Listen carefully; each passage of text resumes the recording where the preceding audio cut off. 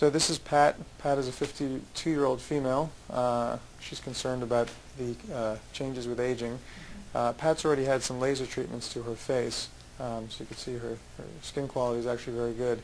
What we're planning on doing today for Pat is a little Botox to the glabella region. She's concerned about the lines over here at the crow's feet, so we're going to do some Botox there. She's also concerned about the nasolabial folds.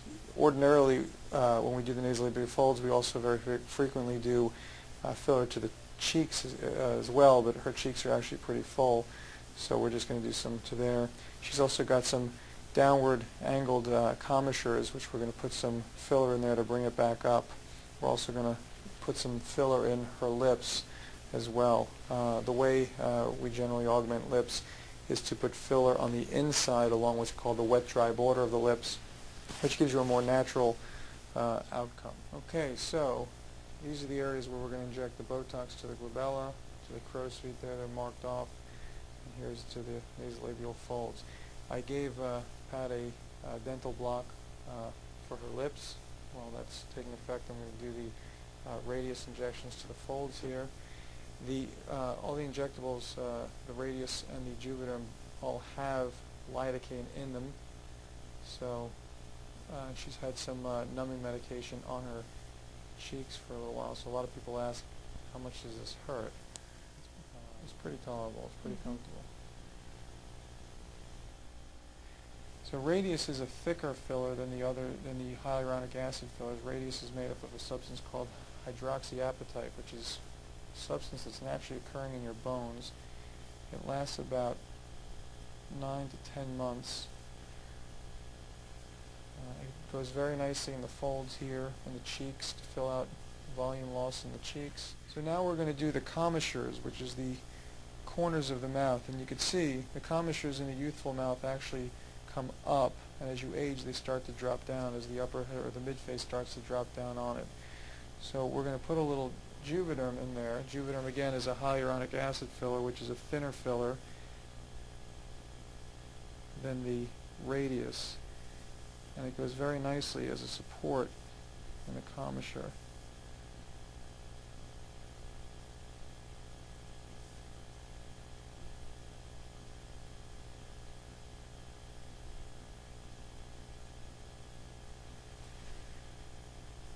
So you can see how that starts to lift and elevate up the corner of the mouth. Okay. So you can see how it brings the corners of the mouth up, and that in conjunction with the fact that we're going to actually augment the lip a little bit with some Juvederm. So now we're going to augment the lip. She's had some numbing medicine on the inside of the lip as well as a dental block. When I do lip augmentations with fillers, I do not inject on what's called the white roll of the mouth, which is where I've seen some people do it. I think that's a very the white roll is an anatomic boundary that you don't really want to distort. Anyone who's ever done cleft lip surgery knows how hard that is to recreate, and to distort it with a filler doesn't make much sense to me. And also putting a filler on the outside of the lip to me is kind of like putting a breast implant on the outside of the breast. That doesn't make much sense either. So the way I do this is I fill it on the inside along what's called the wet-dry border of the lip.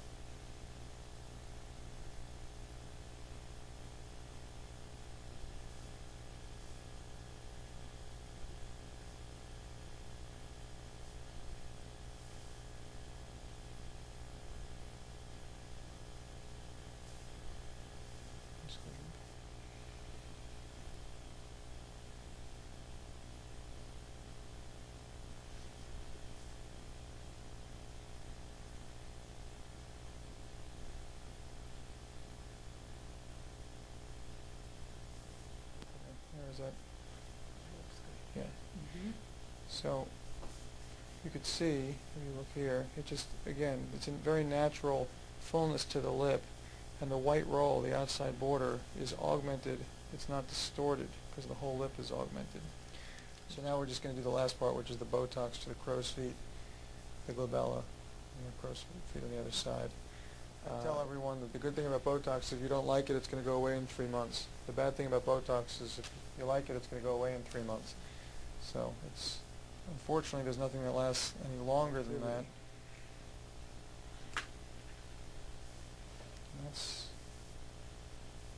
Botox injection.